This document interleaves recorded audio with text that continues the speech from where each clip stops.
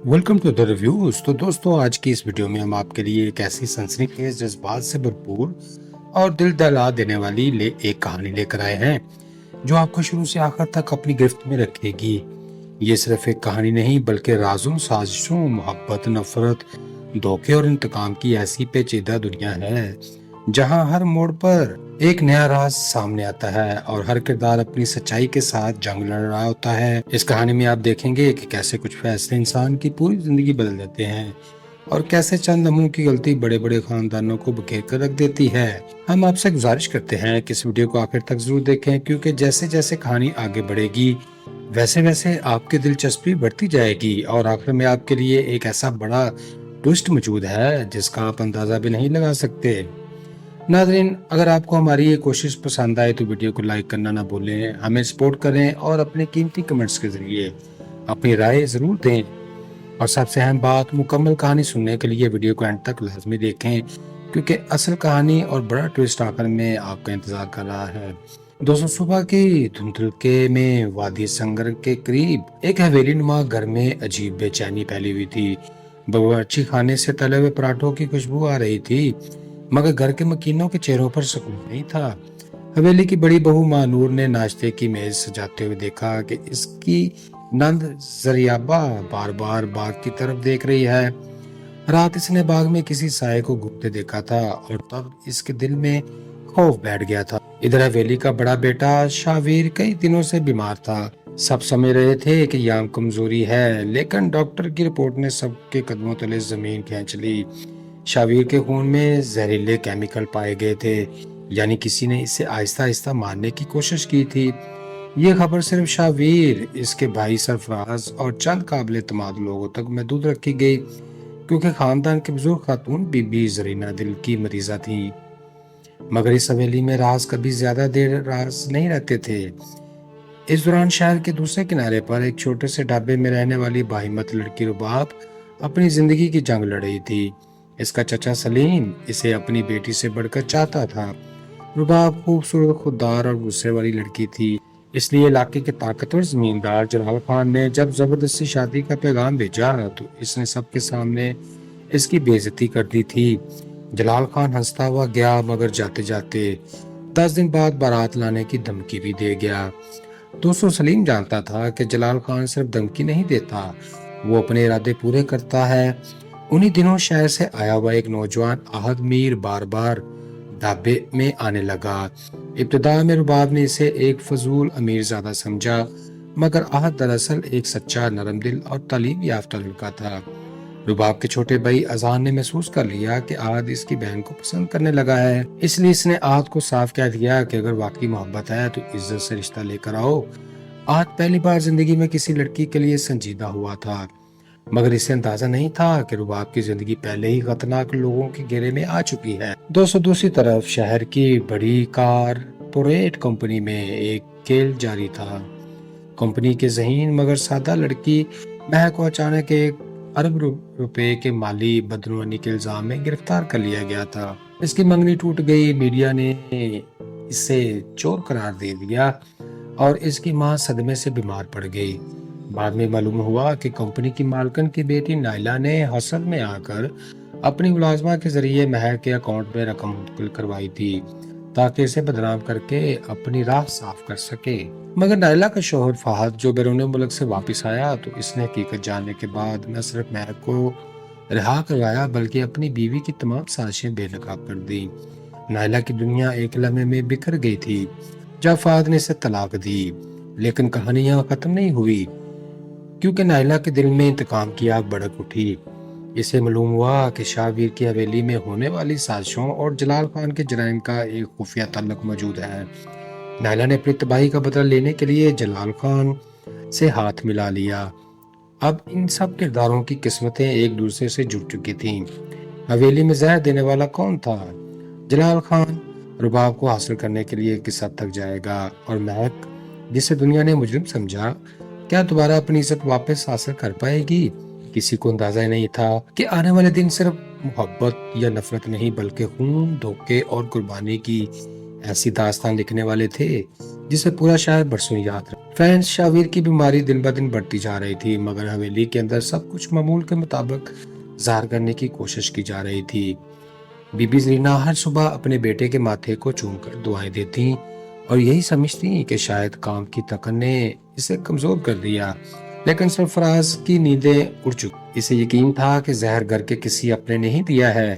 اسی شک نے حویلی کے ہر فرد کو مشکوک بنا دیا۔ نوکروں کی نقل و حرکت پر نظر رکھی جانے لگی، کھانے پینے کی ہر چیز الگ ہونے لگی، مگر اصل مجرم چالاک تھا۔ دوسری طرف جلال خان نے رباب کے انکار کو اپنی انا کا مسئلہ بنا رکھا تھا۔ وہ روز اپنے آدمیوں کے ساتھ گاؤں میں گھومتا اور لوگوں کو یہ باور کرواتا کہ 10 دن بعد رباب اس کی دلہن بن جائے گی۔ گاؤں والے خوف زدہ تھے کیونکہ جلال خان کے خاندان کی دہشت برسوں پرانی تھی، لوگ ان سے ڈرتے تھے۔ سلیم نے کئی رشتہ داروں سے مدد مانگنے کی کوشش کی، مگر سب نے خاموشی اختیار کر لی کیونکہ وہ بہت کمزور تھے۔ کوئی بھی جلال خان کے خلاف کھڑا ہونے کی ہمت ہی نہیں رکھتا تھا۔ انہی دنوں احد میر اپنے والدین کے ساتھ رباب کے گھر رشتہ لے کر پہنچ گیا۔ رباب حیران رہ گئی کیونکہ اسے یقین نہیں تھا کہ شہر کا اتنا بڑا کاروباری خاندان ایک ڈھابے والی کی بیٹی سے رشتہ مانگنے آئے گا۔ دوستو، احد کی ماں نے محبت سے رباب کے سر پر ہاتھ رکھا تو برسوں بعد سلیم کی آنکھوں میں امید جاگ گئی، مگر اس خوشی کو کسی کی نظر لگ گئی۔ جلال خان کو جب اس رشتے کی خبر ملی تو اس کا غصہ خطرناک حد تک بڑھ گیا۔ اس نے کھلے عام دھمکی دی کہ اگر رباب کی شادی کسی اور سے ہوئی تو پورا خاندان زندہ نہیں بچے گا۔ اس رات رباب نے پہلی بار خوف محسوس کیا، مگر اس نے احد سے صاف کہا کہ اگر وہ ڈر گیا تو خود یہ رشتہ ختم کر دے گا۔ احد نے جواب دیا کہ محبت صرف آسان راستوں کا نام نہیں ہوتی۔ ادھر شہر میں مہک اپنی برباد زندگی کو دوبارہ سنبھالنے کی کوشش کر رہی تھی۔ اگرچہ فہد نے اسے بے گناہ ثابت کر دیا تھا، مگر معاشرہ اتنی آسانی سے کسی عورت کو معاف ہی نہیں کرتا۔ لوگ اب بھی اسے شک کی نگاہ سے دیکھ رہے تھے۔ فہد اپنی بیوی نائلہ کو طلاق دینے کے بعد شدید ذہنی دباؤ میں تھا۔ اسے احساس ہو رہا تھا کہ اس نے برسوں ایک ایسی عورت پر بھروسہ کیا جو اندر سے نفرت اور حسد سے بھری ہوئی، مگر نائلہ خاموش بیٹھنے والوں میں سے نہیں تھی۔ اس نے جلال خان سے خفیہ ملاقاتیں شروع کر دیں۔ دونوں کی دشمنیاں الگ تھیں، مگر مقصد ایک ہی تھا، اپنے راستے میں آنے والے کو تباہ کر دینا۔ دوستو، نائلہ نے جلال خان کو بتایا کہ شاویر کے کاروبار، احد میر کے خاندان اور فہد کی کمپنی کے درمیان ایک بڑا مالی معاہدہ ہونے والا ہے۔ اگر یہ معاہدہ ہو گیا تو ان سب کی طاقت کئی گنا بڑھ جائے گی۔ جلال خان نے فوراً فیصلہ کیا کہ اسے یہ اتحاد ہر قیمت پر روکنا ہوگا۔ اسی دوران حویلی میں ایک نئی ملازمہ سائمہ کام پر آئی۔ وہ خاموش، پردہ دار اور بہت کم بولنے والی لڑکی تھی۔ کسی کو معلوم نہیں تھا کہ وہ دراصل نائلہ کی بھیجی ہوئی جاسوس تھی۔ سائمہ کا کام صرف ایک تھا، شاویر کو مکمل طور پر ختم کرنا۔ دوستو، ایک رات جب پورا گھر سو چکا تھا، سائمہ چپکے سے شاویر کے کمرے میں داخل ہوئی۔ اس کے ہاتھ میں دوا کی ایک شیشی تھی، مگر جیسے ہی وہ پانی میں زہر ملانے لگی، دروازہ کھڑکنے لگا اور دروازے پر کھڑے سرفراز نے اسے رنگے ہاتھوں پکڑ لیا۔ سائمہ خوف سے کانپنے لگی۔ پہلے اس نے جھوٹ بولا کہ جب سرفراز نے پولیس بلانے کی دھمکی دی تو ٹوٹ گئی۔ اس نے اعتراف کیا کہ اسے کسی عورت نے پیسے دے کر یہاں بھیجا ہے، مگر وہ عورت ہمیشہ نقاب میں آتی تھی۔ سرفراز سمجھ گیا کہ کہانی بہت بڑی ہے۔ اسی لمحے شاویر نے کمزور آواز میں کہا کہ دشمن گھر کے باہر نہیں، شاید گھر کے اندر ہی موجود ہے۔ ادھر رباب کی زندگی میں طوفان اس وقت آیا جب جلال خان کے آدمیوں نے رات کے اندھیرے میں ڈھابے کو آگ لگا دی۔ سلیم اور اذلان بمشکل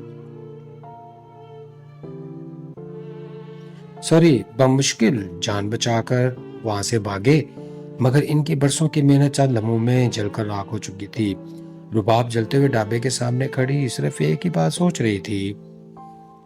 اب یہ جنگ صرف اس کی عزت کی نہیں رہی بلکہ بقا کی جنگ بن چکی تھی، اور اسی رات احد نے فیصلہ کیا کہ وہ جلال خان کا مقابلہ کرے گا، چاہے اس کے لیے اسے اپنی جان ہی کیوں نہ دینی پڑے۔ دوستو، ڈھابے کی راکھ ابھی ٹھنڈی ہی نہیں ہوئی تھی کہ پورے علاقے میں خوف کی فضا پھیل گئی۔ لوگ جانتے تھے کہ یہ آگ حادثہ نہیں بلکہ جلال خان کا پیغام تھا۔ سلیم خاموش بیٹھا جلتی لکڑیوں کو دیکھ رہا تھا، جبکہ رباب کی آنکھوں میں آنسو نہیں، صرف غصہ بھرا ہوا تھا۔ احد نے اسے رات اپنے والد کامران میر کو سب کچھ بتا دیا۔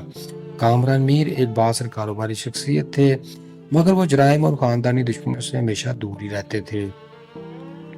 شروع میں انہوں نے احد کو رباب سے دور رہنے کا مشورہ دے دیا، لیکن جب انہوں نے اپنی آنکھوں سے ڈھابے کی تباہی دیکھی تو انہیں اندازہ ہوا کہ یہ صرف ایک لڑکی کی کہانی نہیں بلکہ ظلم کے خلاف جنگ ہے۔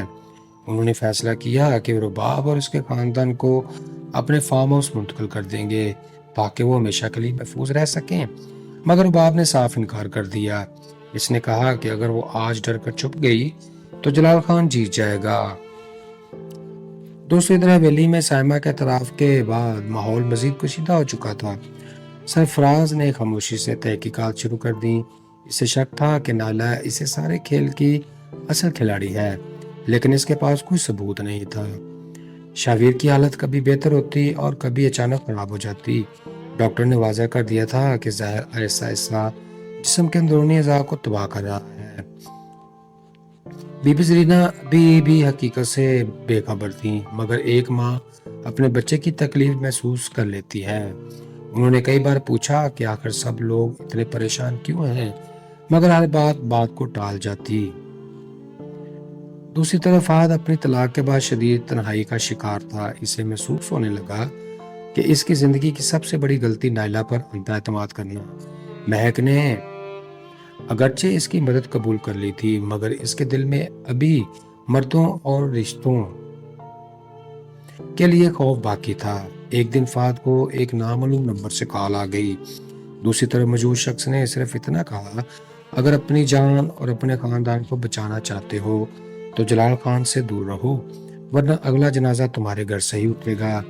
دوستو، یہ دھمکی معمولی نہیں تھی۔ فہد نے فوراً سرفراز سے رابطہ کیا اور تب پہلی بار دونوں خاندانوں کے درمیان رازوں کا پردہ اٹھنا شروع ہو گیا۔ سرفراز نے فہد کو بتایا کہ شاویر کو زہر دیا گیا ہے اور انہیں شک ہے کہ اس سب کے پیچھے نائلہ کا ہاتھ ہے۔ فہد کے لیے خبر قیامت سے کم نہ تھی۔ اسے یقین نہیں آ رہا تھا کہ وہ عورت جس سے اس نے محبت کی اب لوگوں کی جان لینے تک جا پہنچی ہے۔ ادھر نائلہ اور جلال خان اپنی اگلی چال کی تیاری کر رہے تھے۔ نائلہ جانتی تھی کہ اگر سائمہ پکڑی گئی تو جلد یا بدیر اس کا نام بھی سامنے آ جائے گا۔ اس لیے اس نے فیصلہ کیا کہ اب آخری وار کیا جائے۔ جلال خان نے اپنے آدمیوں کو حکم دیا کہ احد کو راستے سے ہٹایا جائے کیونکہ وہ رباب کی طاقت بنتا جا رہا تھا۔ ایک شام احد اپنی گاڑی میں شہر سے واپس آ رہا تھا کہ سنسان سڑک پر اس کی گاڑی پر فائرنگ شروع ہو گئی۔ گولیاں گاڑی کے شیشے توڑتی ہوئی گزریں۔ احد نے بے مشکل گاڑی سنبھالی، مگر ایک گولی اس کے کندھے میں لگ گئی۔ دوستو، زخمی حالت میں وہ گاڑی ایک کھائی میں جا کر گر گئی۔ حملہ آور اسے مردہ سمجھ کر چلے گئے۔ جب رباب کی خبر ملی تو اس کے قدموں تلے زمین نکل گئی۔ وہ پہلی بار ٹوٹ کر بہت روئی۔ اسے احساس ہوا کہ احد صرف ایک دوست یا چاہنے والا نہیں بلکہ اس کی زندگی کا وہ واحد شخص بن چکا ہے جس کے بغیر وہ خود کو ادھورا محسوس کرتی ہے۔ فرینڈز، ہسپتال میں احد نے کمزور آواز میں رباب سے کہا، اگر تم میرا ساتھ چھوڑ دو تو شاید تم محفوظ رہو گی، مگر رباب اس کا ہاتھ پکڑ کر جواب دیتی ہے، اب یہ جنگ تمہاری نہیں ہماری سب کی ہے۔ دوستو، اسی دوران سرفراز کو ایک اور سراغ مل گیا۔ سائمہ کے فون ریکارڈ سے ایک خفیہ نمبر ملا جو بار بار نائلہ کے پرانے سیکرٹری کے نام پر رجسٹر تھا۔ جب ایک شخص کو پکڑا گیا تو اس نے انکشاف کیا کہ نائلہ صرف شاویر کو زہر دلوا رہی تھی بلکہ جلال خان کے ذریعے رباب کو اغوا کروانے کا منصوبہ بھی بنا چکی ہے تاکہ احد ذہنی طور پر ٹوٹ جائے اور کامران میر کا خاندان اس اطاعت سے پیچھے ہٹ جائے۔ دوستو، یہ سن کر سب کو ہوش اڑ گئے۔ وقت بہت کم تھا کیونکہ جلال خان رباب کو اغوا کرنے کی تاریخ دے چکا تھا۔ وہی دن جب احد اور رباب کی منگنی ہونے والی تھی، حویلی، شہر، ڈھابہ، محبت، نفرت، دولت اور انتقام سب ایک ایسے خطرناک موڑ پر پہنچ چکے تھے جہاں اب یا تو کوئی زندگیاں بچنے والی تھیں یا سب کچھ ہمیشہ کے لیے ختم ہونے والا تھا۔ ناظرین، منگنی والے دن پورا فارم ہاؤس روشنیوں سے جگمگا رہا تھا، مگر خوشی کے اس ماحول کے نیچے ایک خوفناک خاموشی چھپی ہوئی تھی۔ سرفراز نے پولیس اور اپنے قابل اعتماد آدمیوں کو ہر طرف تعینات کر رکھا تھا کیونکہ اسے یقین تھا کہ جلال خان آج ضرور کوئی اور وار کرے گا۔ رباب سرخ لباس میں بیٹھی تھی مگر اس کی نظریں بار بار دروازے کی طرف اٹھ رہی تھی۔ احد ابھی ہسپتال سے مکمل صحت یاب نہیں ہوا تھا मगर वो जिद करके तकरीब में आ गया।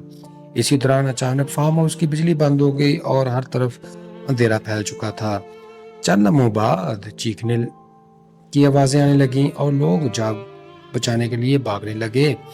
जलाल खान अपने मुसल्लह आदमियों के साथ अंदर दाखिल हो चुका था। इसकी आंखों में पागलपन था। इसने चीख कर कहा, अगर रुबाब मेरी नहीं हो सकती तो किसी और की भी नहीं होने दूंगा। मगर इस बार रुबाब डरने वालों में से नहीं थी। इसने खुद जलाल खान के सामने खड़े होकर कहा, मोहब्बत जबरदस्ती नहीं मिलती और आज तुम्हें ये बात समझा आ जाएगी। जलाल खान आगे बढ़ा ही था कि सरफराज और इसके आदमियों ने इसे घेर लिया। शदीद फायरिंग शुरू हो गई। इसी हंगामे में नायला भी वहां पहुंच गई। इसका चेहरा नफरत और शिकस्त से भरा हुआ था। वो पागलों की तरह चीख रही थी कि अगर इसकी जिंदगी बर्बाद हुई है तो किसी और को खुश रहने का कोई हक नहीं। दोस्त इसने छुप कर रुबाब पर गोली चलाने की कोशिश की, मगर महक ने ऐन वक्त पर रुबाब को धक्का दे दिया। गोली महक के बाजू पर लग गई। फाद ने मंजर देखा तो फौरन नायला का हाथ पकड़ लिया। पहली बार नायला की आंखों में खौफ नजर आया था। पुलिस ने इसे गिरफ्तार कर लिया, जबकि जलाल खान भागने की कोशिश में सरफराज के साथ मुकाबले के दौरान जख्मी होकर गिर पड़ा था। मरते मरते इसने सिर्फ एक जुमला कहा, नफरत इंसान को अंधा कर देती है, और इसकी सांस टूट गई और वो मर गया। चंद दिन बाद सब कुछ बदल चुका था। शाहवीर मुकम्मल इलाज के लिए बाहर चला गया और बहुत जल्द सेहतयाब होने लगा। बीबी रीना को सच बताया गया तो उन्होंने आंसुओं के साथ कहा कि खानदान सिर्फ खून के रिश्तों से नहीं बल्कि वफादारी से बनता है। महक ने अपनी इज्जत और मुकाम दोबारा हासिल कर लिया, जबकि फाद ने इससे माफी मांगते हुए एक नई शुरुआत की ख्वाहिश जाहिर की। दोस्तों, रुबाब और आहत की शादी सादगी मगर बेहद मोहब्बत से हो गई। शादी के दिन रुबाब ने आहत से कहा, हमारी कहानी आसान नहीं थी, मगर शायद सच्ची मोहब्बत का रास्ता कभी आसान नहीं होता। आहत मुस्कुराया और बोला, मगर अंजाम खूबसूरत हो तो हर तकलीफ छोटी लगने लगती है। तो यूं नफरत, साजिश और जहर के धोखे से शुरू होने वाली ये दास्तान आखिरकार सच्चाई, इंसाफ की जीत पर खत्म हो गई। दोस्तों, इस कहानी से हमें ये सीखने को मिलता है कि हसद, नफरत और गुरूर इंसान को आखिरकार तबाही की तरफ ले जाते हैं, जबकि सच्चाई, सब्र और मोहब्बत हमेशा कामयाब होते हैं। जलाल खान ने ताकत के जोर पर मोहब्बत हासिल करना चाहिए, मगर अंजाम सब कुछ खो देने पर हो गया। नायला ने हसद में आकर दूसरों की जिंदगियां बर्बाद करने की कोशिश की, लेकिन आखिरकार इसकी अपनी दुनिया उजड़ गई। दूसरी तरफ रुबाब, आहत, महक और सरफराज ने मुश्किल वक्त में हिम्मत, वफादारी और सच का साथ नहीं छोड़ा, इसलिए वो कामयाब हो गए। ये कहानी हमें ये भी सिखाती है कि हर रिश्ता एतमाद पर ही कायम होता है, और जब एतमाद टूट जाते हैं तो मोहब्बत भी बाकी नहीं रहती। इंसान को हमेशा अपने माल का हिसाब देना पड़ता है। अगर नीयत साफ हो और इंसान अल्लाह पर यकीन रखते हुए सब्र करे तो अंधेरी रात के बाद रोशनी जरूर आती है। नाज़रीन, यूं इस कहानी का इख्तिताम एक ऐसे मोड़ पर हुआ जहां हर किरदार अपनी अपनी आजमाइश से गुजरकर एक नई हकीकत के साथ खड़ा हुआ। किसी ने अपनी गलतियों की कीमत अदा की, किसी ने सच्चाई के जरिए अपनी इज्जत वापस हासिल की, और किसी ने ये सीखा कि ताकत और साजिश हमेशा कायम नहीं रहती, मगर सच, मोहब्बत देर पा रहते हैं और अपनी जगह बना लेते हैं। तो फ्रेंड्स, अब हम आपसे जानना चाहते हैं कि आपको कहानी में सबसे ज्यादा दिलचस्प किरदार कौन सा लगा और किस वजह से। क्या आपके ख्याल में अगर एक किरदार शुरू में ही सही फैसला कर लेता तो कहानी का अंजाम बदल सकता था? और सबसे अहम सवाल, आपके मुताबिक असल मुजरिम कौन था और इससे सख्त सजा क्या मिलनी चाहिए थी? दोस्तों, अपनी राय हमें कमेंट्स में जरूर बताएं, क्योंकि आपके ख्यालात हमारे लिए बहुत अहम होते हैं। अगर आपको ये कहानी अच्छी लगी हो तो वीडियो को लाइक कर दें, अपने दोस्तों के साथ शेयर कर दें और चैनल को सब्सक्राइब कर दें, ताकि आपके लिए ऐसी मजीद सनसनीखेज कहानियां लेकर आते रहें। मिलते हैं नेक्स्ट वीडियो में एक नई कहानी के साथ, और दिल दहला देने वाली एक कहानी लेकर आए हैं जो आपको शुरू से आखिर तक अपनी गिरफ्त में रखेगी। ये सिर्फ एक कहानी नहीं बल्कि राजों, साजिशों, मोहब्बत, नफरत, धोखे और इंतकाम की ऐसी पेचीदा दुनिया है जहां हर मोड़ पर एक नया राज सामने आता है और हर किरदार अपनी सच्चाई के साथ जंग लड़ रहा होता है। इस कहानी में आप देखेंगे कि कैसे कुछ फैसले इंसान की पूरी जिंदगी बदल देते हैं और कैसे चंद लम्हों की गलती बड़े बड़े खानदानों को बखेर कर रख देती है। हम आपसे गुजारिश करते हैं कि इस वीडियो को आखिर तक जरूर देखें, क्योंकि जैसे जैसे कहानी आगे बढ़ेगी ویسے ویسے آپ کی دلچسپی بڑھتی جائے گی اور آخر میں آپ کے لیے ایک ایسا بڑا ٹوسٹ موجود ہے جس کا آپ اندازہ بھی نہیں لگا سکتے۔ ناظرین، اگر آپ کو ہماری یہ کوشش پسند آئے تو ویڈیو کو لائک کرنا نہ بھولیں، ہمیں سپورٹ کریں اور اپنے قیمتی کمنٹس کے ذریعے اپنی رائے ضرور دیں۔ اور سب سے اہم بات، مکمل کہانی سننے کے لیے ویڈیو کو اینڈ تک لازمی دیکھیں، کیونکہ اصل کہانی اور بڑا ٹوسٹ آخر میں آپ کا انتظار کر رہا ہے۔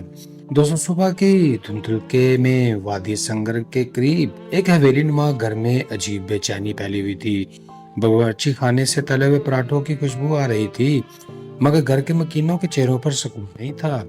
حویلی کی بڑی بہو ماں نور نے ناشتے کی میز سجاتے ہوئے دیکھا کہ اس کی نند زریابہ بار بار باغ کی طرف دیکھ رہی ہے۔ رات اس نے باغ میں کسی سائے کو گھومتے دیکھا تھا اور تب اس کے دل میں خوف بیٹھ گیا تھا۔ ادھر حویلی کا بڑا بیٹا شاویر کئی دنوں سے بیمار تھا۔ سب سمجھ رہے تھے کہ یہ کمزوری ہے، لیکن ڈاکٹر کی رپورٹ نے سب کے قدموں تلے زمین کھینچ لی۔ شاویر کے خون میں زہریلے کیمیکل پائے گئے تھے، یعنی کسی نے اسے آہستہ آہستہ مارنے کی کوشش کی تھی۔ یہ خبر صرف شاویر، اس کے بھائی سرفراز اور چند قابل اعتماد لوگوں تک محدود رکھی گئی، کیونکہ خاندان کی بزرگ خاتون بی بی زرینہ دل کی مریضہ تھیں۔ مگر اس حویلی میں راز کبھی زیادہ دیر راز نہیں رہتے تھے۔ اس دوران شہر کے دوسرے کنارے پر ایک چھوٹے سے ڈھابے میں رہنے والی باہمت لڑکی رباب اپنی زندگی کی جنگ لڑ رہی تھی۔ اس کا چچا سلیم اسے اپنی بیٹی سے بڑھ کر چاہتا تھا۔ رباب خوبصورت، خوددار اور غصے والی لڑکی تھی، اس لیے علاقے کے طاقتور زمیندار جلال خان نے جب زبردستی شادی کا پیغام بھیجا تو اس نے سب کے سامنے اس کی بے عزتی کر دی تھی۔ جلال خان ہنستا ہوا گیا، مگر جاتے جاتے 10 دن بعد بارات لانے کی دھمکی بھی دے گیا۔ دوستو، سلیم جانتا تھا کہ جلال خان صرف دھمکی نہیں دیتا، وہ اپنے ارادے پورے کرتا ہے۔ انہی دنوں شہر سے آیا ہوا ایک نوجوان احد میر بار بار ڈھابے میں آنے لگا۔ ابتدا میں رباب نے اسے ایک فضول امیر زادہ سمجھا، مگر احد دراصل ایک سچا، نرم دل اور تعلیم یافتہ لڑکا تھا۔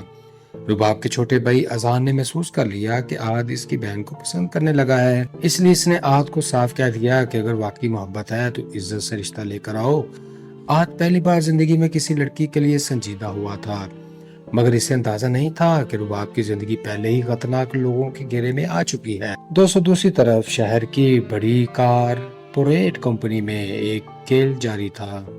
کمپنی کے ذہین مگر سادہ لڑکی مہک کو اچانک ایک ارب روپے کے مالی بدعنوانی کے الزام میں گرفتار کر لیا گیا تھا۔ اس کی منگنی ٹوٹ گئی، میڈیا نے اسے چور قرار دے دیا اور اس کی ماں صدمے سے بیمار پڑ گئی۔ بعد میں معلوم ہوا کہ کمپنی کی مالکن کی بیٹی نائلہ نے حسد میں آ کر اپنی ملازمہ کے ذریعے مہک کے اکاؤنٹ میں رقم منتقل کروائی تھی تاکہ اسے بدنام کر کے اپنی راہ صاف کر سکے۔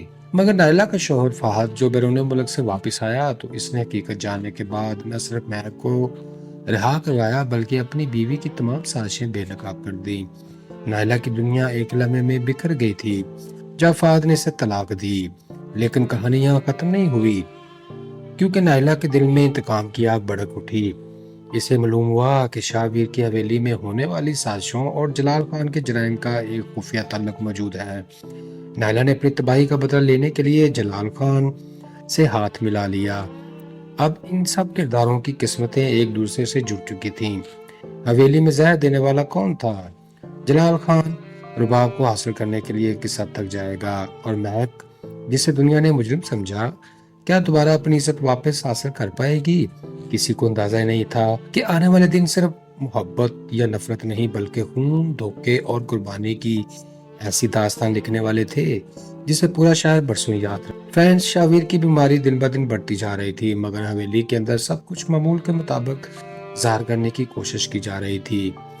بی بی زرینہ ہر صبح اپنے بیٹے کے ماتھے کو چوم کر دعائیں دیتی اور یہی سمجھتی کہ شاید کام کی تکن نے اسے کمزور کر دیا، لیکن سرفراز کی نیندیں اڑ چکی۔ اسے یقین تھا کہ زہر گھر کے کسی اپنے نہیں دیا ہے۔ اسی شک نے حویلی کے ہر فرد کو مشکوک بنا دیا۔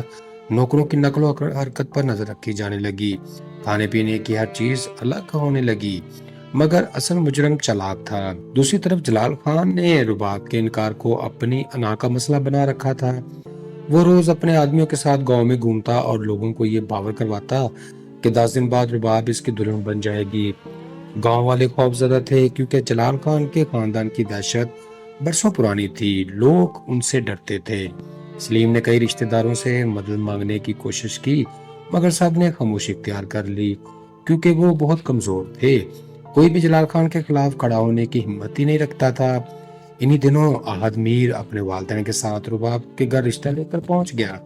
رباب حیران رہ گئی کیونکہ اسے یقین نہیں تھا کہ شہر کا اتنا بڑا کاروباری خاندان ایک ڈھابے والی کی بیٹی سے رشتہ مانگنے آئے گا۔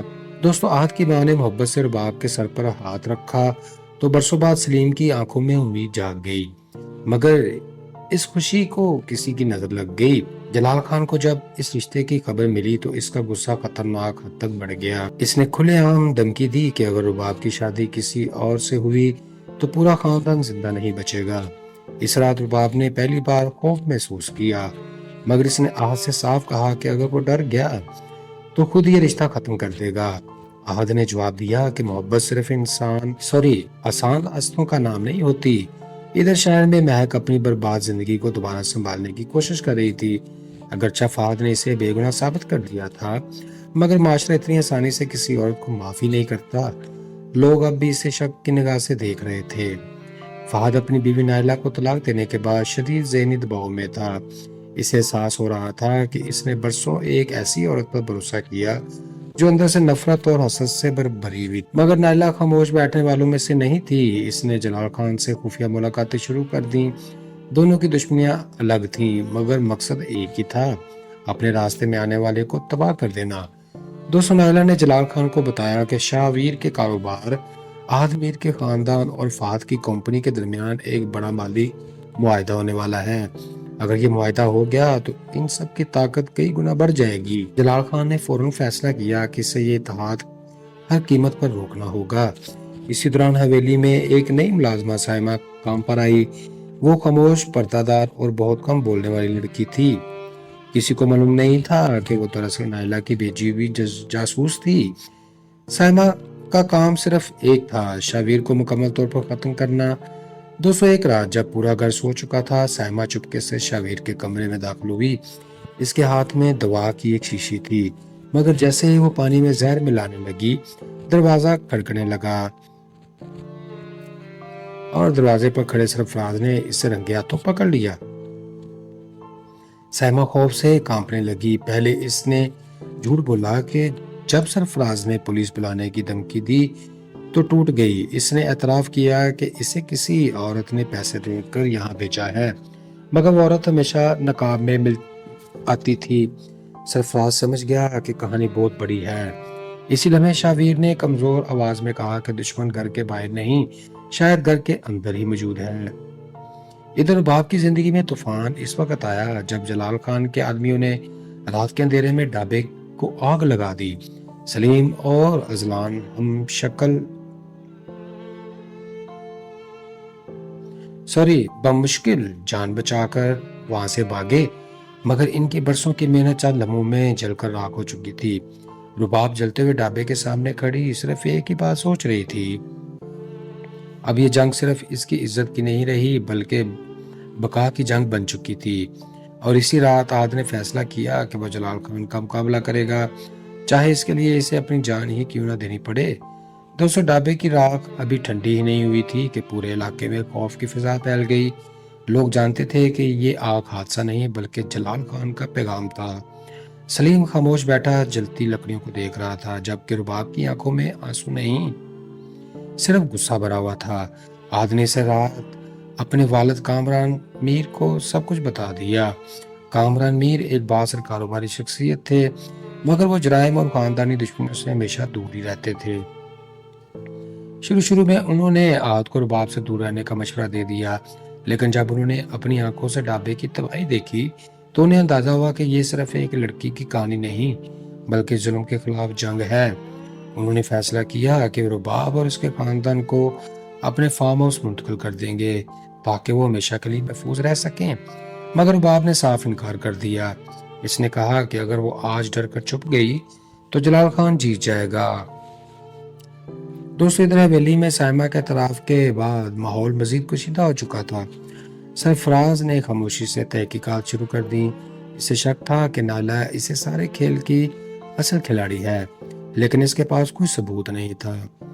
شاویر کی حالت کبھی بہتر ہوتی اور کبھی اچانک خراب ہو جاتی۔ ڈاکٹر نے واضح کر دیا تھا کہ زہر آہستہ آہستہ جسم کے اندرونی اعضاء کو تباہ کر رہا ہے۔ بی بی زرینہ ابھی بھی حقیقت سے بے خبر تھی، مگر ایک ماں اپنے بچے کی تکلیف محسوس کر لیتی ہے۔ انہوں نے کئی بار پوچھا کہ آخر سب لوگ اتنے پریشان کیوں ہیں، مگر ہر بات کو ٹال جاتی۔ دوسری طرف فہد اپنی طلاق کے بعد شدید تنہائی کا شکار تھا۔ اسے محسوس ہونے لگا کہ اس کی زندگی کی سب سے بڑی غلطی نائلہ پر انتہا اعتماد کرنا۔ مہک نے اگرچہ اس کی مدد قبول کر لی تھی، مگر اس کے دل میں ابھی مردوں اور رشتوں کے لیے خوف باقی تھا۔ ایک دن فہد کو ایک نامعلوم نمبر سے کال آ گئی۔ دوسری طرف موجود شخص نے صرف اتنا کہا، اگر اپنی جان اور اپنے خاندان کو بچانا چاہتے ہو تو جلال خان سے دور رہو، ورنہ اگلا جنازہ تمہارے گھر سے ہی اٹھے گا۔ دوستوں، یہ دھمکی معمولی نہیں تھی۔ فہد نے فوراً سرفراز سے رابطہ کیا اور تب پہلی بار دونوں خاندانوں کے درمیان رازوں کا پردہ اٹھنا شروع ہو گیا۔ سرفراز نے فہد کو بتایا کہ شاویر کو زہر دیا گیا ہے اور انہیں شک ہے کہ اس سب کے پیچھے نائلہ کا ہاتھ ہے۔ فہد کے لیے خبر قیامت سے کم نہ تھی۔ اسے یقین نہیں آ رہا تھا کہ وہ عورت جس سے اس نے محبت کی اب لوگوں کی جان لینے تک جا پہنچی ہے۔ ادھر نائلہ اور جلال خان اپنی اگلی چال کی تیاری کر رہے تھے۔ نائلہ جانتی تھی کہ اگر سائمہ پکڑی گئی تو جلد یا بدیر اس کا نام بھی سامنے آ جائے گا۔ اس لیے اس نے فیصلہ کیا کہ اب آخری وار کیا جائے۔ جلال خان نے اپنے آدمیوں کو حکم دیا کہ آہد کو راستے سے ہٹایا جائے، کیونکہ وہ رباب کی طاقت بنتا جا رہا تھا۔ ایک شام آہد اپنی گاڑی میں شہر سے واپس آ رہا تھا کہ سنسان سڑک پر اس کی گاڑی پر فائرنگ شروع ہو گئی۔ گولیاں گاڑی کے شیشے توڑتی ہوئی گزریں۔ آہد نے بے مشکل گاڑی سنبھالی، مگر ایک گولی اس کے کندھے میں لگ گئی۔ دوستوں، زخمی حالت میں وہ گاڑی ایک کھائی میں جا کر گر گئی۔ حملہ آور اسے مردہ سمجھ کر چلے گئے۔ جب رباب کی خبر ملی تو اس کے قدموں تلے زمین نکل گئی۔ وہ پہلی بار ٹوٹ کر بہت روئی۔ اسے احساس ہوا کہ آہد صرف ایک دوست یا چاہنے والا نہیں، بلکہ اس کی زندگی کا وہ واحد شخص بن چکا ہے جس کے بغیر وہ خود کو ادھورا محسوس کرتی ہے۔ فرینڈز، ہسپتال میں آہد نے کمزور آواز میں رباب سے کہا، اگر تم میرا ساتھ چھوڑ دو تو شاید تم محفوظ رہو گی۔ مگر رباب اس کا ہاتھ پکڑ کر جواب دیتی ہے، اب یہ جنگ تمہاری نہیں، ہماری سب کی ہے۔ دوستو، اسی دوران سرفراز کو ایک اور سراغ مل گیا۔ سائمہ کے فون ریکارڈ سے ایک خفیہ نمبر ملا جو بار بار نائلہ کے پرانے سیکرٹری کے نام پر رجسٹر تھا۔ جب ایک شخص کو پکڑا گیا تو اس نے انکشاف کیا کہ نائلہ صرف شاویر کو زہر دلوا رہی تھی، بلکہ جلال خان کے ذریعے رباب کو اغوا کروانے کا منصوبہ بھی بنا چکی ہے، تاکہ آہد ذہنی طور پر ٹوٹ جائے اور کامران میر کا خاندان اس اطاعت سے پیچھے ہٹ جائے۔ دوستو، یہ سن کر سب کو ہوش اڑ گئے۔ وقت بہت کم تھا کیونکہ جلال خان رباب کو اغوا کرنے کی تاریخ دے چکا تھا۔ وہی دن جب آہد اور رباب کی منگنی ہونے والی تھی، حویلی، شہر، ڈھابہ، محبت، نفرت، دولت اور انتقام سب ایک ایسے خطرناک موڑ پر پہنچ چکے تھے جہاں اب یا تو کوئی زندگیاں بچنے والی تھیں یا سب کچھ ہمیشہ کے لیے ختم ہونے والا تھا۔ ناظرین، منگنی والے دن پورا فارم ہاؤس روشنیوں سے جگمگا رہا تھا، مگر خوشی کے اس ماحول کے نیچے ایک خوفناک خاموشی چھپی ہوئی تھی۔ سرفراز نے پولیس اور اپنے قابل اعتماد آدمیوں کو ہر طرف تعینات کر رکھا تھا، کیونکہ اسے یقین تھا کہ جلال خان آج ضرور کوئی اور وار کرے گا۔ رباب سرخ لباس میں بیٹھی تھی، مگر اس کی نظریں بار بار دروازے کی طرف اٹھ رہی تھی۔ آہد ابھی ہسپتال سے مکمل صحت یاب نہیں ہوا تھا، مگر وہ ضد کر کے تقریب میں آ گیا۔ اسی دوران اچانک فارم ہاؤس کی بجلی بند ہو گئی اور ہر طرف اندھیرا پھیل چکا تھا۔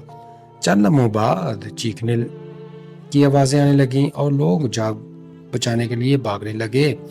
جلال خان اپنے مسلح آدمیوں کے ساتھ اندر داخل ہو چکا تھا۔ اس کی آنکھوں میں پاگل پن تھا۔ اس نے چیخ کر کہا، اگر رباب میری نہیں ہو سکتی تو کسی اور کی بھی نہیں ہونے دوں گا۔ مگر اس بار رباب ڈرنے والوں میں سے نہیں تھی۔ اس نے خود جلال خان کے سامنے کھڑے ہو کر کہا، محبت زبردستی نہیں ملتی اور آج تمہیں یہ بات سمجھا آ جائے گی۔ جلال خان آگے بڑھا ہی تھا کہ سرفراز اور اس کے آدمیوں نے اسے گھیر لیا۔ شدید فائرنگ شروع ہو گئی۔ اسی ہنگامے میں نائلہ بھی وہاں پہنچ گئی۔ اس کا چہرہ نفرت اور شکست سے بھرا ہوا تھا۔ وہ پاگلوں کی طرح چیخ رہی تھی کہ اگر اس کی زندگی برباد ہوئی ہے تو کسی اور کو خوش رہنے کا کوئی حق نہیں۔ دوسرے اس نے چھپ کر رباب پر گولی چلانے کی کوشش کی، مگر مہک نے عین وقت پر رباب کو دھکا دے دیا۔ گولی مہک کے بازو پر لگ گئی۔ فہد نے یہ منظر دیکھا تو فوراً نائلہ کا ہاتھ پکڑ لیا۔ پہلی بار نائلہ کی آنکھوں میں خوف نظر آیا تھا۔ پولیس نے اسے گرفتار کر لیا، جبکہ جلال خان بھاگنے کی کوشش میں سرفراز کے ساتھ مقابلے کے دوران زخمی ہو کر گر پڑا تھا۔ مرتے مرتے اس نے صرف ایک جملہ کہا: نفرت انسان کو اندھا کر دیتی ہے، اور اس کے ساتھ